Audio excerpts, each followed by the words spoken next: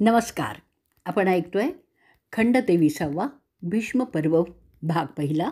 आज आपण ऐकणार आहोत भगवद्गीता पर्व अध्याय 10वा विभूती योग भाग 30वा.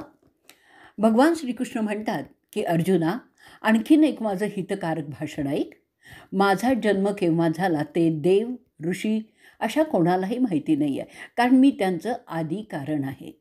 म्हणजेच त्यांच्या निर्मितीच्या आधीपासून मी आहे.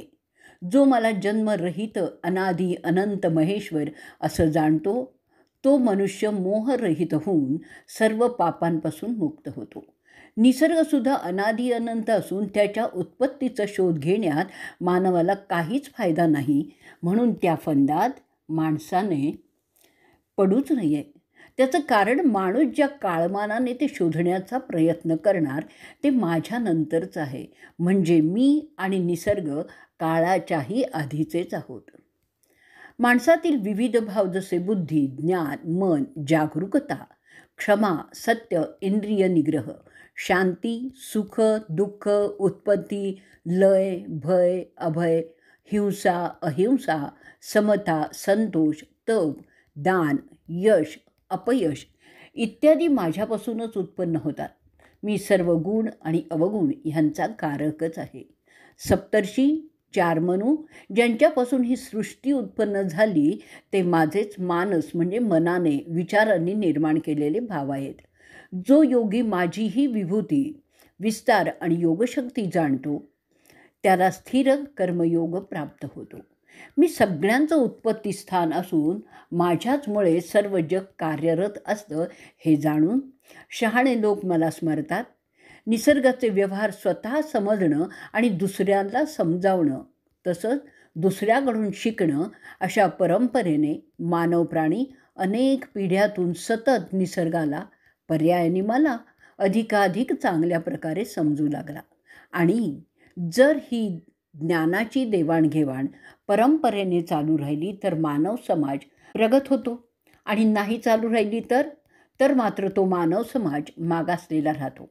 प्रगत समाज अशा मागासलेल्या समाजावर अधिराज्य स्थापन करतो, त्यांचं शोषण करतो. तिथे मी माझी इच्छा असूनही त्या मागास समाजाला काहीही मदत करू शकत नाही. म्हणून मानव समाजाने नेहमी जागृत राहून ज्ञान संपादन करीत राहिलं पाहिजे. जो स्वतःला मदत करतो त्याला परमेश्वर मदत करतो. जो परावलंबी राहणं पसंत करतो त्यांना निसर्ग नष्टच करतो. परंतु माझं नित्य स्मरण करणाऱ्यांच्यावर मी कृपा करतो आणि त्यांच्यात शिरून तेजस्वी ज्ञानरूप आत्मे तिथे पाठवून त्या समाजाचं अज्ञान नाहीसं करत असतो. मग असं जागृत झालेले समाज प्रगती करू लागतात. त्यानंतर ते इतर मागास समाजांनाही जागृत करतात आणि ते माझे भक्तच ठरतात. मानव समाजाचा विकास त्यात जन्मणाऱ्या बुद्धिमान आणि प्रतिभासंपन्न लोकांवरच अवलंबून असतो. आता अर्जुन विचारतोय, हे परमेश्वरा, हे श्रीकृष्णा, तूच सर्व सृष्टीचा करता करविता आहेस हे सर्व ऋषी महर्षी सांगतात आणि तू सुद्धा तेच सांगतो आहेस. तेव्हा तुझ्या विभूती म्हणजेच उच्च बिंदू कोणत्या ते तू मला सांग, म्हणजे मी त्या ओळखू शकीन. हे योगेश्वरा, मी कशा रीतीने तुझं निरंतर चिंतन करावं म्हणजे मी तुला व्यवस्थितपणे ओळखू शकेन ते सुद्धा मला सांग. श्रीकृष्ण बोलत आहेत, माझ्या अनेक विभूती आहेत, परंतु त्यातून तुला समजतील अशा महत्त्वाच्या ज्या आहेत त्या मी तुला सांगतो. असं पहा, निसर्ग फार विशाल आहे आणि माणसाच्या आकलन कुवतीच्या मर्यादेच्या बाहेरचाच आहे. अशा परिस्थितीत मानव निसर्गाचं नेहमीच अंशात्मक ज्ञान प्राप्त करू शकतो. संपूर्ण निसर्गाला समजणं मानवाला केवळ अशक्य आहे. म्हणून माणसाने त्याकरता दुःखी न होता जेवढं जमेल तेवढं ज्ञान संपादन करून घ्यावं. त्यातच मनुष्याचा पुरुषार्थ आहे. माणसाला बाहेरची माहिती मिळवण्यासाठी 5 ज्ञानेंद्रिय, कोणती? नेत्र, कान, नाक, जिव्हा आणि त्वचा. 2 वैचारिक इंद्रिय, मन आणि बुद्धी, अशी 7 साधनं असतात. त्या प्रत्येकाची आकलन क्षमता मर्यादित असते. त्या मर्यादेच्या पलीकडे जे आहे त्याचं आकलन आपल्याला स्वतःच्या कुवतीने प्राप्त होऊ शकत नाही. त्यासाठी जे त्यांच्या आवाक्याबाहेरचं आहे ते मिळवण्यासाठी आपण दुसऱ्या कोणातरी ज्ञानी माणसाची मदत घेत असतो. त्याच्या सांगण्यावर अंधपणे विश्वास ठेवून ते आपण मिळवतही असतो. त्यासाठी आपल्याला सात्विक अंधश्रद्धा म्हणजे वैचारिकदृष्ट्या विश्वसनीय अशी श्रद्धा, त्याविरुद्ध असते ती तामसी अंधश्रद्धा. मग ती सात्विक अंधश्रद्धा असावी लागते. आपल्याला जी माहिती मिळते ना त्यातली 90% जास्त माहिती ह्या प्रकारे मिळत असते. म्हणून सात्विक अंधश्रद्धा हा ज्ञान मिळवण्याचा एक महत्त्वपूर्ण स्रोत असतो. तामसी अंधश्रद्धेने चुकीचे निष्कर्ष निघत असतात म्हणून ती अग्राह्य आहे. आता अर्जुना, माझ्या प्रमुख विभूती सांगतो त्या ऐक. सर्व माणसांच्या अंतरंगात असणारा मी आहे. सर्व सृष्टीचा आदी मध्य आणि अंत मीच आहे. अदितीच्या 12 मुलातील विष्णू मी आहे. तेजस्व्यातील सूर्य मी आहे. 39 मरुतातील मरीची मी आहे. नक्षत्रात चंद्र मी आहे. 3 वेदात सामवेद मी आहे. स्वर्गीय देवतात इंद्र मी आहे. इंद्रियात मन मी आहे. जीवातील चैतन्य मी आहे.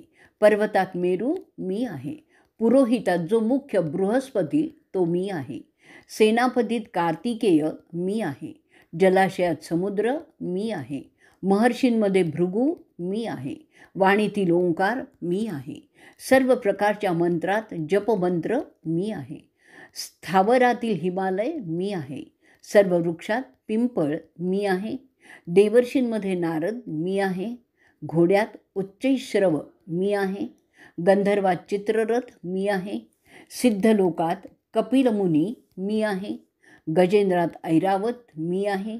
मनुष्यात त्यांचा राजा मी आहे. शस्त्रात इंद्राचं वज्र मी आहे. गायीत कामधेनू मी आहे. प्रजोत्पत्ती करणारा काम हा आता लैंगिक कामात 2 प्रकार सांगितलेले आहेत. त्यातील एक भोगकाम तामसी म्हणून त्यज्य समजला जातो. तर असो, प्रजोत्पत्ती करणारा काम मी आहे. सर्पात वासुकी मी आहे. नागात अनंत शेष नाग मी आहे. जलाचरात वरुण मी आहे. पितृगणात अर्यमा मी आहे. निग्रह करण्यात यमधर्म मी आहे. दैत्यात प्रल्हाद मी आहे. ग्रासणार्यात काळ मी आहे. पशूंमध्ये सिंह मी आहे. पक्षात गरुड मी आहे. वेगवान वायू मी आहे. शस्त्रधार्मात राम म्हणजेच भार्गव मी आहे. जलचर प्राण्यात मगर मी आहे. नद्यांमध्ये गंगा मी आहे. पृथ्वीचा आदी आणि अंत मी आहे. सर्व विद्यांमध्ये अध्यात्मविद्या मी आहे. तसेच तत्व निर्णयासाठी केलेला वाद मी आहे. वर्णमालेतील मी, शब्दांच्या समासात द्वंद्व मी आहे. अक्षयकाल मी. 4 बाजूंनी मुख असणारा ध्राता म्हणजे ब्रह्मदेव मी. सर्वांचा नाश करणारा मृत्यू मी आहे. पुढे उत्पन्न होणाऱ्या वस्तुमात्रांचा उगमसुद्धा मीच आहे. स्त्री सिद्धींपैकी श्री, वाणी, स्मृती, मेधा, धृती, क्षमा मी आहे. सामवेदातील बृहत्साम स्तोत्र मी आहे. छंदात गायत्री मी आहे. मासामध्ये मार्गशीर्ष मी आहे. ऋतूंमध्ये वसंत ऋतू मी आहे. कपटाचरणात जुगार मी आहे. तेजस्वी लोकांचं तेज मी आहे. विजयी पुरुषाचा विजय मी आहे. निश्चय मी आहे. सात्विकांचा सत्वगुण मी आहे. यादवात वासुदेव मी आहे. पांडवात धनंजय मी आहे. मुनीत व्यास मी आहे. कवींमध्ये शुक्राचार्य मी आहे. शासन करणाऱ्या दंड मी आहे. जयाची इच्छा करणाऱ्यात नीती म्हणजे मसलत मी आहे. गुह्यांपैकी मौन मी आहे. ज्ञानलोकातील ज्ञान मी आहे. अर्जुना, त्याशिवाय आणखीनही सर्व पदार्थातील बीज ते मीच आहे. मी नाही अशी गोष्ट या सृष्टीत असणारच नाही. मी सर्वव्यापी आहे. त्यात मी असलो तरी ते माझ्यात नसतात. अरे मित्रा, माझ्या दिव्य विभूतींना अंतच नाही आहे. माझ्या विभूतींचा विस्तार तुला समजावा म्हणून थोडक्यात मी इथे दिलेला आहे. जो जो पदार्थ लक्ष्मी, वैभव ह्यांच्या प्रभावात आहे तो माझ्या तेजाच्या अंशापासूनच उत्पन्न झालेला आहे असं समज. मी हे विश्व काही अंशाने व्यापून धारण केलेलं आहे, ज्याच्यात तेज नाही. जे पापप्रवृत्तीने प्रभावित आहेत ते सर्व सुद्धा माझ्याच मायेतून म्हणजेच अप्रत्यक्षपणे माझ्यातूनच आलेले आहे. माया माझ्या प्रत्येक विभूतीची प्रतिकृती करून मनुष्याला फसवण्याचा सदैव प्रयत्न करत असते, हे लक्षात ठेव. उदाहरणार्थ, आत्मा हा माझ्या विभूतीची जीव प्राण ही मायेने तयार केलेली प्रकृती आहे, जी देहाला नियंत्रित करत असते. अशा रीतीने आपला 30वा भाग इथे संपलेला आहे. भाग 31, अध्याय 11, विश्वरूप दर्शन योग. अर्जुन म्हणतोय, अध्यात्म नामक जे ज्ञान तू मला सांगतोयस ना, त्यांनी माझा मोह गेलाय. भूतांची उत्पत्ती आणि लय कसा होतो ते मी तुझ्याकडून विस्तारपूर्वक ऐकलं आहे.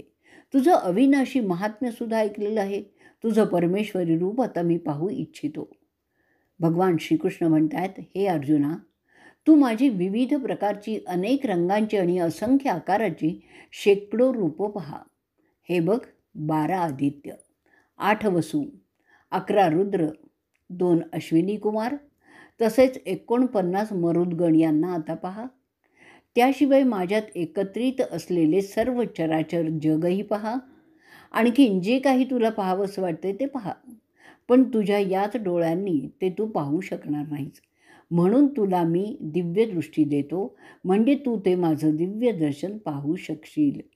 त्या दृष्टीने तू माझा ईश्वरी योग म्हणजेच योग सामर्थ्यही पहा. संजय धृतराष्ट्राला सांगतो, हे राजा, याप्रमाणे बोलून महायोगेश्वर आणि सर्व पाप हरण करणारा श्रीकृष्ण आपलं परमेश्वरी रूप पार्थाला दाखवतो, ज्याला असंख्य मुख डोळे आहेत, ज्यामध्ये अनेक आश्चर्योत्पादक अशा गोष्टी दिसत आहेत, ज्यावर अनेक दिव्य अलंकार आहेत, ज्याच्या हाती अनेक दिव्य शस्त्रास्त्र सज्ज आहेत, ज्याने पुष्पहार, तोही दिव्य आणि वस्त्र परिधान केलेले आहेत, ज्याने दिव्य सुगंध अंगाला लावलेले आहेत, जिकडे पाहावं तिकडं तोंडच तोंड आहेत, ज्याच्या विशालपणाला सीमाच नव्हत्या, असे सर्व आश्चर्याने भरलेले ते भव्य दिव्य रूप अर्जुन पाहत राहिला. आकाशात 1000 सूर्यांची प्रभा एक वेळी प्रकट होईल, तर ती त्या महात्म्याच्या प्रभेशी तुलना करण्यासारखी असेल. अनेक भागातून विखरलेले सर्व जग त्या देवादिदेवांच्या देहात एकत्र झालेलं होतं, तेव्हा अर्जुन आश्चर्यचकितच झाला.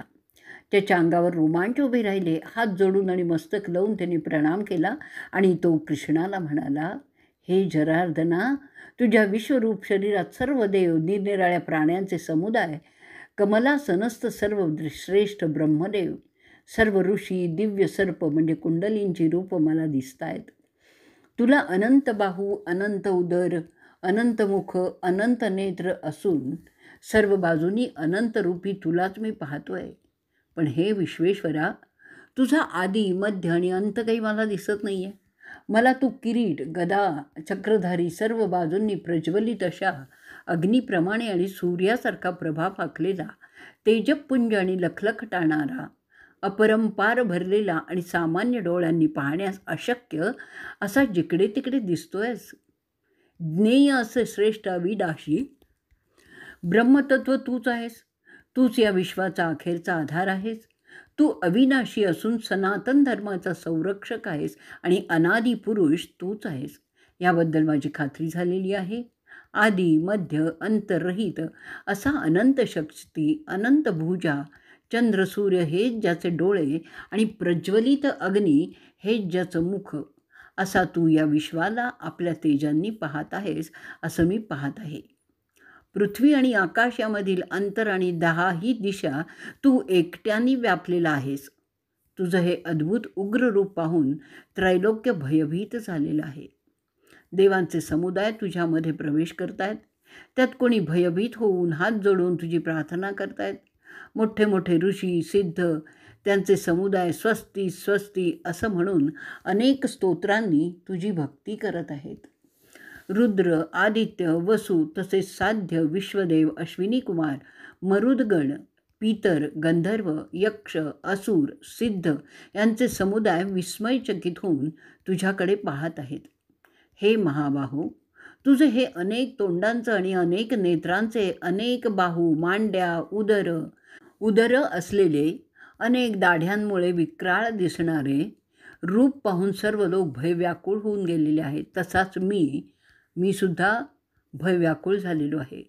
हे विष्णू, आकाशाला भिडलेलं तेजस्वी अनेक वर्णांनी युक्त, तसंच जबडा पसरलेलं प्रदीप्त आणि विशाल नेत्रांचं असं तुम्हाला पाहून माझा अंतरात्मा व्याकुळ होऊन गेल्यामुळे माझा धीर सुटला आहे आणि शांतीही नाहीशी झालेली आहे. तुझ्या दाढांनी विक्राळ दिसणारी आणि प्रळयकाळच्या अग्नीसारखी दिसणारी प्रदीप्त मुख पाहून मी अवाक झालेलो आहे. माझ्या मनाचं स्वास्थ्य नाहीचं झालेलं आहे. म्हणून हे देवादिदेवा, जगन्निवासा, आता तू माझ्यावर प्रसन्न हो. अनेक राजांच्या समूहाबरोबर धृतराष्ट्राचे अनेक पुत्र, तसंच भीष्म, द्रोण, कर्ण, आम्हातीत मुख्य योद्धे या तुझ्या दातांखाली चिरडले जात आहेत ते मी पाहत आहे. काहीजण दातातच अडकून ज्यांच्या मस्तकाचा चुराडा होत आहे तेही मी पाहतोय. काही त्या अक्राळ विक्राळ तोंडात शिरत आहेत असं मला स्पष्टपणे दिसतं आहे. ज्याप्रमाणे नद्यांचे वेगवान प्रवाह समुद्राकडे धावत असतात, तसं हे मनुष्यांमधील वीर पुरुष तुझ्या प्रज्वलित मुखात प्रवेश करत आहेत. जसा पतंग वेगाने ज्योतीत घुसतो, तसे ते वीर तुझ्या मुखात स्वतःचा नाश करून घेण्यासाठी घुसत आहेत. हे विष्णू, सर्व लोकांना आपल्या मुखांनी गिळण्यासाठी निघालेला तू सगळीकडून जिभल्या चाटत आहेस. तुझ्या उग्र दीप्ती प्रखर प्रकाशाने सगळं जग व्यापून गेलेलं आहे. हे देवो, तुला नमस्कार असो. माझ्यावर प्रसन्न हो. असं भयंकर रूप धारण करणारा तू आहेस तरी कोण ते सांग. तू आदिपुरुष कोण हे जाणण्याची मला उत्कंठा लागलेली आहे, कारण तुझी ही करणी मला काही कळतच नाही आहे. भगवान म्हणतात, मी लोकांचा संहार करणारा आणि वृद्धिंगत झालेला काळ आहे आणि इथे मी लोकांचा संहार करण्यासाठीच निघालेलो आहे. सैन्यातून उभे असलेले हे योद्धे तू नसलास ना तरी, म्हणजेच तू काही केलं नाहीस तरी मरणारच आहेत. यासाठी तू उठ, यश मिळव आणि शत्रूंना जिंकून धनधान्याने समृद्ध अशा राज्याचा भोग घे. हे मी मारलेलेच आहेत. हे सव्यसाची अर्जुना, तू नुसता निमित्त मात्र आहेस. द्रोण, भीष्म, जयद्रथ, कर्ण इत्यादी वीर मी पूर्वीच ठार मारलेले आहेत. त्यांना तू मार, भिवू नकोस, कारण या रणात तू जिंकणार आहेस. संजय पुढे सांगतोय, भीतीने थरथर कापणारा अर्जुन श्रीकृष्णाला पुन्हा पुन्हा हात जोडून नमस्कार करून सद्गदित कंठाने विचारतोय की हे कृष्णा, तुझ्या गुणवर्णनाने जगाला अतिशय हर्ष होतो आणि ते जग त्यात अनुरुक्त होतं. भयभीत झालेले राक्षस 10 दिशा पळत आहेत, तर सिद्ध समूह तुला प्रणाम करत आहे. हे योग्यच आहे. हे महात्म्या, अनंता, देवादिदेवा, जगन्निवासा, ज्या अर्थी सत आणि असत आणि त्या पलीकडचे जे अविनाशी तत्व आहे ते तूच आहेस. त्या अर्थी अतिशय श्रेष्ठ आणि ब्रह्मदेवाचाही आदिकर्ता असा जो तू, त्याला सगळं जग का नाही नमस्कार करणार. तू आदिदेव, पुराण पुरुष, विश्वाचा आधार, विश्वाला जाणणारा आणि जाणण्यास योग्य आणि परमधाम आहेस. हे अनंत रूपा, तूच हे सारं जग, सारं विश्व विस्तारलेलं आहेस. तूच वायू, वरुण, चंद्रमा आहेस. तूच प्रजापती म्हणजे तूच ब्रह्मदेवही आहेस. तुला हजारो वेळा नमस्कार असो. आणखीन पुनरपी नमस्कार करतो. हे सर्वात्मका, तुला समोरून, पाठीमागून आणि सर्व बाजूंनी नमस्कार असो, कारण तुझा पराक्रम अगणित आणि शक्ती अपार असून तू सर्वव्यापीच आहेस. तसंच सर्वरूपीसुद्धा आहेस. अरे जनार्दना, केवळ अज्ञानामुळे मी तुला बरोबरीचा मित्र समजून चुकीने आणि सलगीने अमर्यादा करून जे काही बोललो असेल त्याकरता मला क्षमा कर. त्याचप्रमाणे क्रीडा, शयन, भोजन इत्यादी प्रसंगी थट्टेत, एकांतात, सर्वांसमक्ष मी जो तुझा अपमान केला असेल त्यासाठी अरे अच्युता, अचिंत्य प्रभावा, अशा तुझी मी पुन्हा पुन्हा क्षमा मागतो. तू या चराचरा जगाचा उत्पाता, पूज्य आणि गुरूंचाही गुरु आहेस. तीनही लोकात तुझ्यासारखा अप्रतिम प्रभावशाली असा कोणीही नाही आहे. मग तुझ्याहून वरचढ कोण असणार. म्हणून तुला परमपूज्य परमेश्वराला नमस्कार घालून प्रार्थना करीत आहे की हे देवा, प्रेमळ पिता, जसा त्याच्या पुत्राच्या कल्याणासाठी किंवा प्रेमळ मित्र जसा मित्रासाठी त्याचे अपराध सहन करतो, तसे माझे अपराध सहन करण्यास तू समर्थ आहेस. हे कृष्णा, पूर्वी कधीही न पाहिलेलं असं तुझं विश्वरूप पाहून मी हर्षित झालो आहे आणि त्याचवेळी माझं मन भयाने व्याकुळ झालेलं आहे. आता प्रसन्न हो, आपलं ते पूर्वीचं सामान्य रूप धारण कर. मस्तकावर मुकुट धारण केलेला असाच मी तुला पाहू इच्छितो. हे सहस्त्रबाहू विश्वमूर्ती, तू त्या चतुर्भुज रूपानेच आता प्रकट व्हावं. श्री भगवान म्हणतायत, हे अर्जुना, तुझ्यावरील असीम प्रेमाने मी माझं परमश्रेष्ठ विराट असीम आणि अपूर्व रूप माझ्या ईश्वरी सामर्थ्याने तुला दाखवलेलं आहे. हे रूप तुझ्या विना इतरांनी पूर्वी कधी पाहिलेलंही नाही आहे. हे कुरुश्रेष्ठा, वेदांनी, यज्ञांनी, स्वाध्यायांनी, दानांनी, विधियुक्त कर्मांनी किंवा उग्र तपांनी सुद्धा हे रूप कोणालाही पाहता येत नाही. माझं हे भीषण रूप पाहून तू भिवू नकोस, गांगरल्यासारखाही होऊ नकोस. भय सोडून संतुष्ट मनाने तू तेच माझं रूप पुन्हा पुन्हा पहा. संजय सांगतोय, याप्रमाणे वासुदेव अर्जुनाला ते रूप पुन्हा पुन्हा दाखवतोय, परंतु तो पुन्हा पुन्हा भितोय आणि त्याला ते थांबवण्याची विनंती करतोय. कृष्णांनी त्याचं सौम्य रूप घ्यावं असं तो त्याला सांगतो. कृष्ण त्याचं नेहमीचं सौम्य रूप धारण करून त्याला धीर देतोय. अर्जुन म्हणतोय, हे जनार्दना, तुझं हे सौम्य मानवी रूप पाहून माझं मन पूर्ववत सावध आणि स्वस्थ झालेलं आहे. आता कृष्ण म्हणतोय, हे माझं रूप तू पाहिलंस, ते रूप पाहायला मिळणं अतिशय दुर्मिळ आहे. देव देखील सदोदित या रूपाच्या दर्शनासाठी उत्कंठित असतात, परंतु हे शत्रुपतापना, केवळ अनन्य भक्तीनेच या प्रकारे मला यथार्थपणे जाणणं, पाहणं आणि माझ्या ठाई तत्वाने प्रवेश करणं शक्य आहे. हे अर्जुना, जो योगी सर्व कर्म माझी म्हणजेच परमेश्वराची इच्छा म्हणून आहेत असं ध्यानात घेऊन त्या बुद्धीने जगतो, ते भोग घेतो, तो योगी मतपरायण होऊन राहतो, माझी भक्ती करतो, आसक्तीरहित असतो, कोणत्याही भूतांचं किंवा गोष्टींच्या ठाई वैर ठेवीत नाही, तो मला येऊनच मिळतो. इथेच आपण आपला 31वा भाग संपवणार आहोत. भाग 32वा, सगुण भक्तियोग, अध्याय 12वा. अर्जुन म्हणतोय, जे तुझ्या सगुण स्वरूपाची उपासना करतात आणि जे तुझ्या निर्गुण अव्यक्त स्वरूपाची उपासना करतात, त्यापैकी श्रेष्ठ कोण ते आता मला तू सांग. श्रीकृष्ण सांगतोय, जे माझ्या ठाई मन लावून नेहमी एकाग्रचित्त होऊन परमश्रद्धेने माझी उपासना करतात, ते मला सर्वश्रेष्ठ योगी वाटतात.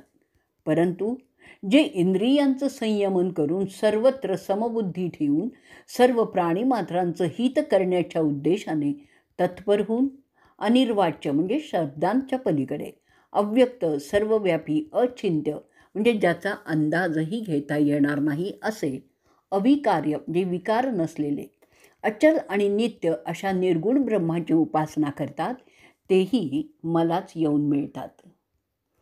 अव्यक्त ब्रह्माच्या उपासनेत ज्यांचं मन गढून गेलेलं आहे त्यांना कष्ट अधिक पडतात, कारण देहवान मानवाला अव्यक्त ब्रह्माची प्राप्ती मोठ्या कष्टाने होते. ज्यांना तशी निर्गुण पूजा जमत नाही ते भक्त माझ्या मूर्तीची पूजा करतात.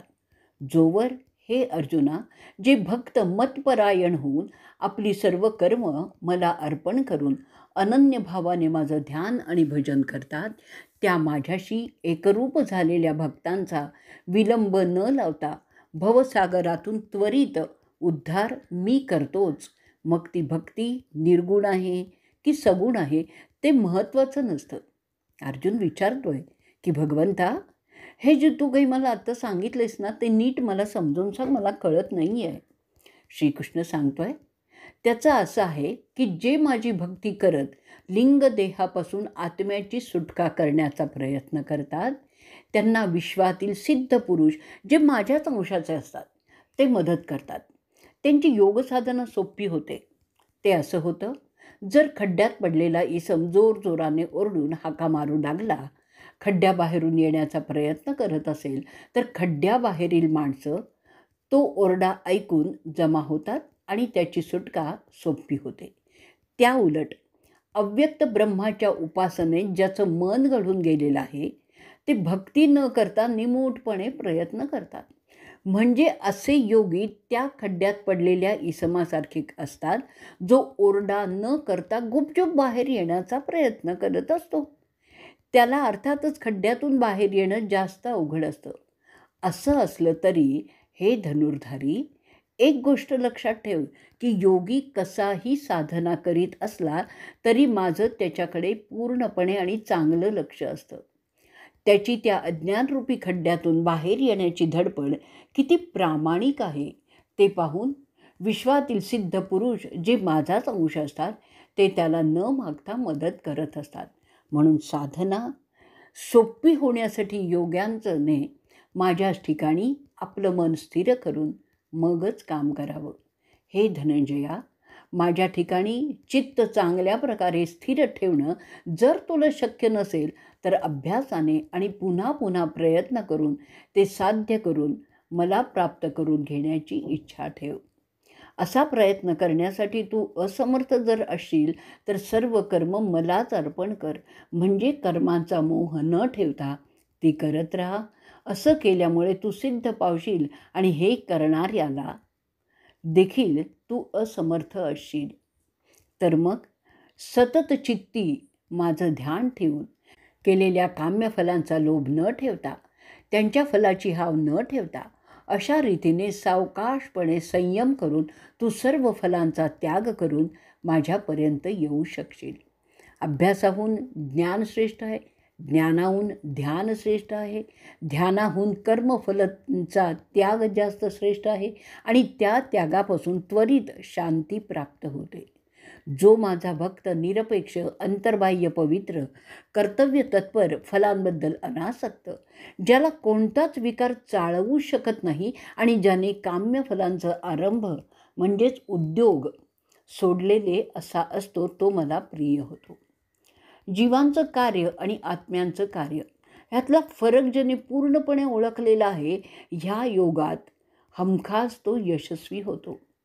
असा जीवांचा भोग कामनांपासून मुक्त झालेला योगी कशाचाही आनंद मानत नाही किंवा दुःखही मानत नाही, कोणाचाही द्वेष करत नाही, कधी शोक करत नाही, इच्छासुद्धा बाळगत नाही. तसंच शुभाशुभ कर्मफलाचा त्याग करणाराच असतो आणि तो माझा भक्त मला प्रिय असतो. जीवाला त्याचे भोग काम्य कृतक करण्यात न मदत करता किंवा न विरोध करणारा अशा योग्याला शत्रू, मित्र, मान, अपमान, शीत, उष्ण, सुख, दुःख ही समानच असतात. निंदा स्तुती त्याला समान असते. असा मौनी जे मिळेल त्यात संतुष्ट असतो. घरदार, मुलंबाळं, बायको, आई आणि नातलग अशांच्या मोहातही तो नसतो. असा स्थिरबुद्धी भक्तीत रमलेला योगीच मला प्रिय होतो. असं असलं तरी जीव म्हणजेच प्राण त्यामुळे आत्म्यावर सदैव नाराज असतो. म्हणून तो त्या आत्म्याला त्याच्या साधनेत मदत करत नाही. त्याच्या मृत्यूनंतर तो मलाच मिळतो, माझा गण बनूनच राहतो. इथेच आपण भाग 32 संपवणार आहोत. भाग 33 क्षेत्र क्षेत्रज्ञ योग अध्याय 13. श्री भगवान म्हणतायत, हे अर्जुना, या शरीराला कार्यक्षेत्र असं म्हणतात. या क्षेत्राला जो सांभाळतो त्याला क्षेत्रज्ञ असं म्हणतात. सर्व क्षेत्रात म्हणजे विश्वात जो क्षेत्रज्ञ तो मीच आहे. क्षेत्र आणि क्षेत्रज्ञ ह्यांच्यात जे संबंध असतात त्याचं ज्ञान ते खरं ज्ञान समजावं. हे क्षेत्र म्हणजे काय आहे, कोणत्या प्रकारचं आहे, त्याचे विकार कोणते आहेत, त्याचा प्रभाव काय आहे याची माहिती मी तुला संक्षेपात सांगतो, ती नीटपणे ऐक. क्षेत्र क्षेत्रज्ञ ज्ञान ऋषींनी बहुत प्रकारे विविध छंदात कार्यकारण रूप करून दाखवलेली आहेत. ते निश्चित केलेल्या ब्रह्मसूत्रातून गायलेलं आहे.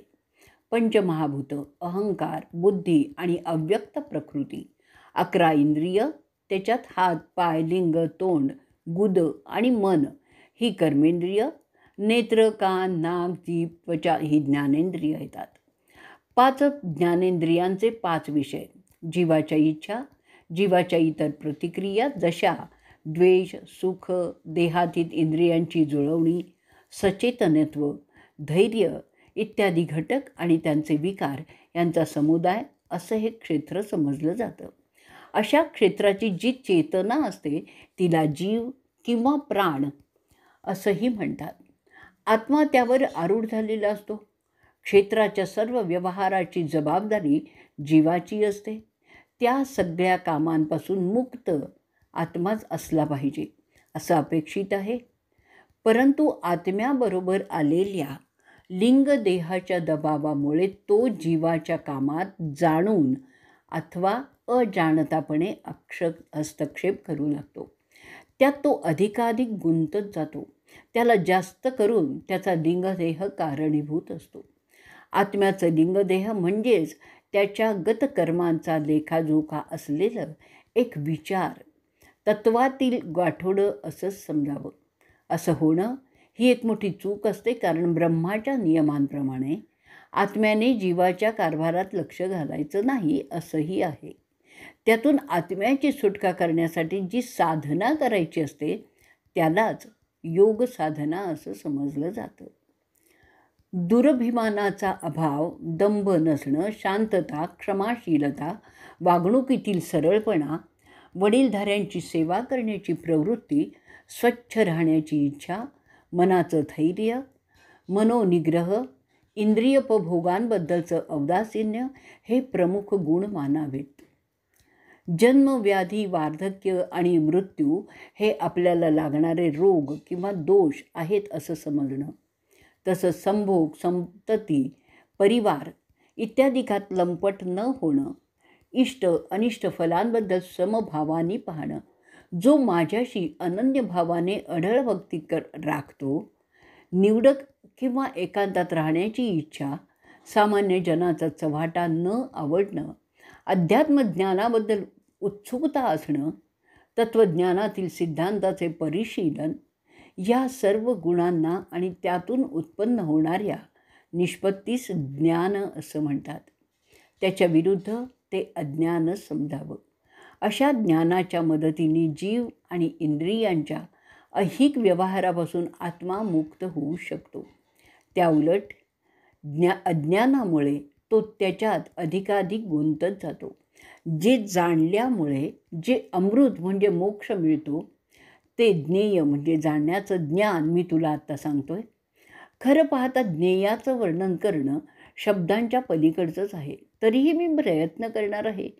सर्वश्रेष्ठ ब्रह्म हेच ज्ञेय म्हणजे जाणण्यासारखं असून ते अनादी अनंतच आहे. ते सत आणि असत ह्यापेक्षा वेगळं आहे. ते सर्वव्यापी असूनही त्याला सर्व इंद्रियांचं ज्ञान आहे आणि ते सर्व सत्ता सर्व करता असूनसुद्धा त्यापासून विमुक्त असंच असतं. ते निर्गुण असूनही सर्व गुणभोगदे असंच असतं. म्हणून त्याचं वर्णन करताच येणार नाही. फक्त कल्पना करून ते समजण्याचा प्रयास करता येतो. ते सगळ्या सृष्ट म्हणजे अस्तित्वात असलेल्या पदार्थात आणि त्याच्या बाहेरसुद्धा असतंच. ते अचल आहे, ते चलसुद्धा आहे, ते जवळ आहे पण त्याच वेळी दूरसुद्धा आहे. ते ब्रह्म सर्वत्र अखंड असून सर्व प्राण्यांच्या रूपात विभागलेल्या सारखंच दिसतं. ते भूतमात्रांचं धारण पोषण करणारं, त्याला ग्रासणारं आणि उत्पत्ती करणारं आहे. दुसऱ्या शब्दात सांगायचं म्हणजे ब्रह्मातून माया, तिच्यातून प्रकृती, त्यातून सृष्टी असं निर्माण होत गेलेलं आहे. हे समजून राहणं ह्यालाच ज्ञेय असं म्हणतात. हे असं असतं जसं मोठा माणूस आपल्या लहानग्याला खेळवत असताना त्याच्या खेळात असूनही नसतो, कारण ते लहान मूल ज्या प्रेरणेने तो खेळ खेळतं त्यात आणि मोठ्या माणसांच्यात तोच खेळ त्याच्याबरोबर खेळण्यात गुणात्मक फरक असतो. एक जण म्हणजे बालक खेळत असतो तर मोठा त्याला खेळवत असतो. तसं असतं ब्रह्म आणि सृष्टीचं नातं. ब्रह्म मायेच्या माध्यमाने जगरहाटी चालवत असते. त्याचे त्यात भाग घेणं मोठ्या माणसाचे त्या खेळात भाग घेण्यासारखंच असतं. शाळेत शिक्षक आणि विद्यार्थी दोघंही जातात, दोघंही अभ्यास करतात, पण विद्यार्थ्यांची भूमिका आणि शिक्षकाची भूमिका यात टोकाचा फरक असतो. एक शिकवण्यासाठी जातो तर दुसरा शिकण्यासाठी जातो. असा फरक आहे ब्रह्माच्या आणि मायेच्या व्यवहारात. ब्रह्म तेजस्वी असूनही अंधारमयसुद्धा असतं. असं ब्रह्म सांगून समजण्यासारखं नाही आहे. ते अनुभवाने समजायचं असतं. आता मी तुला, अरे पार्था, ब्रह्माची माहिती दिली आहे, परंतु जेव्हा त्याचा तुला अनुभव येईल तेव्हा त्या माहितीचं ज्ञानात रूपांतर होईल आणि तेव्हाच ते तुला समजेल. हे तुला मी संक्षेपाने सांगितलेलं आहे. साखर गोड आहे हे सांगून त्याची चव समजत नाही, परंतु जेव्हा साखर चाखतो तेव्हा समजतं की गोड आहे म्हणजे काय आहे. तसंच ब्रह्म अनुभवल्यानंतर ते समजतं. हा ज्ञान आणि माहिती यामधील फरक असतो. माहितीचं ज्ञानात रूपांतर करण्यासाठी अनुभव आणि त्यासाठी साधना करावी लागते, ज्याच्याबद्दल मी तुला सांगत आहे. मग अर्जुन विचारतो, हे कृष्णा, तू मला सांग, प्रथम बुद्धी म्हणजे काय आहे? कृष्ण सांगतोय, बुद्धी म्हणजे अशी एक क्षमता आहे की जिच्यामुळे परिस्थितीतील होणाऱ्या बदलांची तर्कशुद्ध नोंद होत असते. मी तुला अत्यंत प्राथमिक बुद्धीचं उदाहरण देतो. एक खांब आहे, त्यावर ओझं ठेवलं आहे. जोवर त्या खांबाच्या वजन पेलण्याच्या क्षमतेपर्यंत ओझं ठेवलं जातं तोवर त्या खांबाकडून कोणतीही सूचना मिळत नाही. पण जेव्हा त्या क्षमतेपेक्षा जास्त ओझं ठेवलं जातं तेव्हा तो खांब आवाज करायला लागतो आणि त्याला बारीक बारीक चिरा पडायला लागतात. हे होतं का? कारण त्या खांबात असलेली सूक्ष्म चेतना बुद्धी ते करते. म्हणजेच अगदी निर्जीव समजलेल्या वस्तूतसुद्धा चेतना बुद्धी असते. त्याहीपेक्षा उच्च दर्जाची बुद्धी आपण प्राण्यांकडून अनुभवत असतो. या उदाहरणाने मी तुला दाखवतो की निर्जीव समजले गेलेल्या गोष्टीतसुद्धा चेतना आणि त्याची बुद्धी असते. मनुष्याची बुद्धी अतिविकसित असल्यामुळे त्यात असंख्य छटांचा अनुभव येतो. आता अर्जुन विचारतो की कृष्णा, मला सांग, मन म्हणजे काय रे? श्रीकृष्ण सांगतो की मन ही एक विचारांची अवस्था आहे. ती फक्त आत्म्यालाच लिंगदेहाच्या माध्यमातून शक्य होते. जीवाला पोषण, संरक्षण, प्रजनन आणि विरंगुळा इत्यादी कामात मदत करत असते. आत्म्याला अधिक व्यापक बुद्धी आणि मन अशा 2 विचारांच्या अवस्था उपलब्ध असतात. त्यांच्या मदतीने आत्मा आपले व्यवहार करत असतो. हे अर्जुना, याबद्दल अधिक माहिती मी तुला नंतर सांगणार आहे. प्रकृती म्हणजे जड समुदाय. परमात्मा, प्रकृती आणि परमात्मा ही दोन्ही अनादी आहेत असं तू जाण. रागद्वेष अशा विकाराने आणि गुणांनी जे प्रकृतीपासून उत्पन्न होत असतात त्यांचं चैतन्य जोवर तो देह आहे तोवर कार्यरत असतं. जसे देह कार्यरत राहत नाही मृत्यू, तसंच ते चैतन्य म्हणजे जीवसुद्धा नष्ट होतो. आत्म्याचं चैतन्य आणि जीवाचं चैतन्य यात फार मोठा भेद आहे. म्हणून अर्जुना, तू हे लक्षात घे की जीवाचं ते चैतन्य मायावी असतं आणि आत्म्याचं मात्र खरं असतं. ते आत्म्याचं चैतन्य सत आणि जीवाचं चैतन्य असत असं तू समज. मनुष्यात ज्याप्रमाणे 5 कर्मेंद्रिय, 5 ज्ञानेंद्रिय, 5 विषय आणि मन असे मिळून 16 कार्य असतात, तसेच 5 महाभूत, अहंकार, बुद्धी मिळून 7 कारणं असतात. त्याचप्रमाणे प्रकृतीतसुद्धा ती म्हणजे कर्मेंद्रिय, ज्ञानेंद्रिय, मन, विषय ही कार्य आणि 5 महाभूत, अहंकार, बुद्धी ही कारणं असतात. त्यामुळे त्यांचं कर्तृत्व जे आपल्याला दिसतं ना, त्यामागे ती प्रकृतीच असते. थोडक्यात सांगायचं म्हणजे जसे आत्मा आणि शरीर यांचं नातं असतं तसंच ब्रह्म आणि प्रकृतीचं नातं असतं. प्रकृती ब्रह्माचा देह असतो असं तू समज. त्यात गुंतून गेल्यामुळे आत्मा सुखदुःखांच्या भोगाला कारण असतो. कारण प्रकृतीत तो परमात्मा अधिष्ठित झाला की तो तिच्या गुणांचा भोग घ्यायला लागतो. त्यामुळे त्याचा त्या गुणांशी संबंध येतो. जसे एखाद्या घरात मनुष्य राहिला की त्या घरचा उपभोग तो घेतो, त्याची त्याला सवय होते, तसंच हे असतं. ते घर सोडताना त्या घराच्या सवयीमुळे तो त्या घरात गुंतलेला असतो, तसंच हे होत असतं. त्या घराच्या तो प्रेमात पडतो. त्याचा अहंकार त्या घराला जोडला जातो आणि असं झालं की तो त्या घरात अडकून जातो, तसंच हे होत असतं. असा मनुष्य नवीन घरात जाताना आपल्या पहिल्या घराची आठवण ठेवून तसंच घर असावं अशी इच्छा करतो आणि त्यामुळे पुन्हा जन्म घेताना आत्मा नवीन जन्म पहिल्यासारखाच असावा असं पाहत असतो. त्याप्रमाणे त्याला तसं ते घर म्हणजे शरीर किंवा कुळ पुढच्या जन्मी मिळण्याची शक्यता असते. म्हणजेच आपले जन्मसुद्धा आपल्या इच्छेनुसारच होत असतात. त्यात ब्रह्म हस्तक्षेप करत नाही. त्या रचनेचं जे गणित आखून ठेवलेलं आहे त्याप्रमाणे सगळं आपसूकपणे होत असतं. परंतु जर त्याला त्याचं राहतं घर म्हणजेच कुळ आणि शरीर आवडत नसेल तर तो नवीन घराची कल्पना वेगळी करू शकतो आणि तसं त्याला ते मिळतं देखील. लहान मुलांच्या खेळात रमलेला मनुष्य जसं त्याच्यात अडकू शकतो त्याचप्रमाणे आत्मा देहात अडकत असतो. परमेश्वराने प्रथम माया त्याच्या विचारातून उत्पन्न केली. त्यातून प्रकृती, त्यातून चराचर तयार झालं. त्यातील जीव म्हणजे रासायनिक बुद्धी अनेक झाल्या. शेवटी मनुष्य निर्माण झाला. त्यात मनुष्याचा जीव आत्म्यासाठी सुयोग्य ठरला. त्यानंतर आत्मा त्यावर आरूढ झाला. अशा रीतीने मी म्हणजे अहंकार झालो. जीवाच्या देहात कालोघात अनेक स्थित्यंतरं होत गेली. परंतु जसं समजतात ना तसं की एक प्रकारच्या प्रजातीपासून दुसरी तयार झाली हे मात्र गीतेला मान्य नाही आहे. माकडापासून माणूस झाला हेही खरं नाही आहे. माकडांपासून माकडांच्याच विविध जाती उपजल्या आणि माणसांपासून माणसांच्या अनेक जाती तयार झाल्या असं आपलं धर्मशास्त्र सांगतं. यथावकाश आत्मा इंद्रियांचा भोग घेत त्यात गुंतून गेला आणि स्वतःला विसरून आपणच देह आहोत असं समजायला लागला. अशा रीतीने क्षेत्रात क्षेत्रज्ञ फसला. प्रत्येक जन्माचे भोग आणि त्यामागील वासना आणि विचार त्याला चिकटत गेले.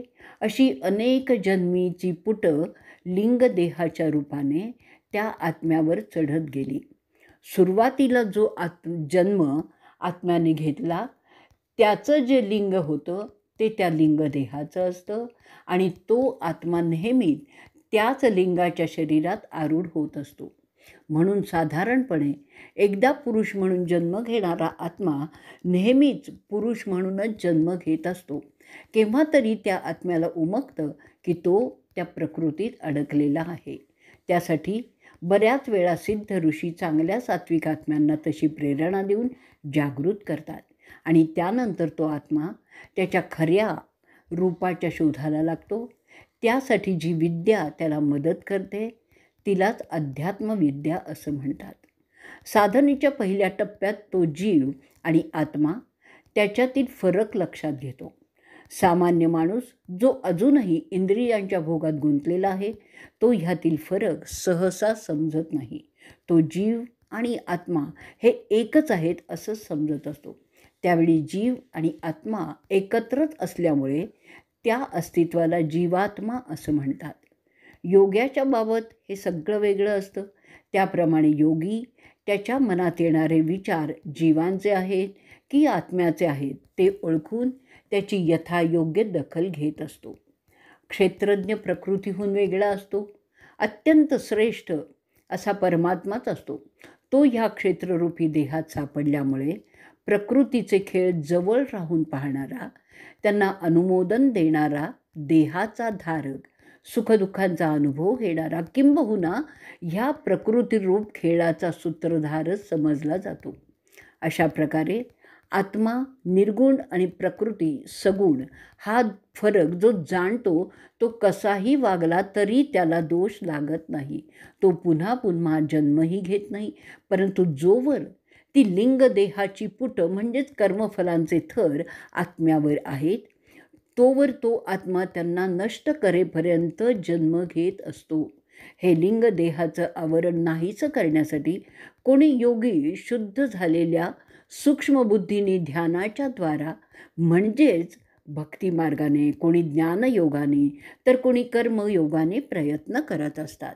परंतु असं ज्ञान नसलेले गुरूंच्याकडून अंधश्रद्धेने उपदेश घेऊन त्यांचं पालन करून सिद्ध होत असतात.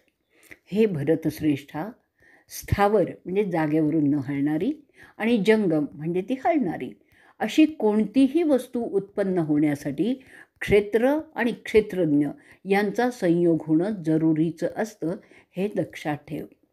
सर्व चीजवस्तू सजीव निर्जीव अशा सर्वात परमेश्वराचं अधिष्ठान असतं हे तू समजून घे. ते जाणणारा योगी कोणत्याही वस्तू किंवा चराचराचा अपमान करत नाही.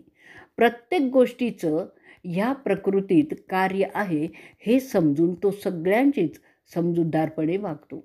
त्याच्याकडून होणारी सगळी कामं प्रकृती करून घेत आहे असं समजूनच ती करत असतो. त्याप्रमाणे तो त्याच्या आत्म्याला अकर्ता समजतो. ते जो जाणतो तोच खरा तत्त्वज्ञ आहे आणि त्याची बुद्धी स्थिरच असते. जेव्हा सर्व भूतांचा भिन्न भिन्नपणा एका आत्म्यात स्थित आहे आणि आत्म्यापासून हा सर्व विस्तार झालेला आहे असं समजतो, तेव्हा त्याला ब्रह्मप्राप्ती होते.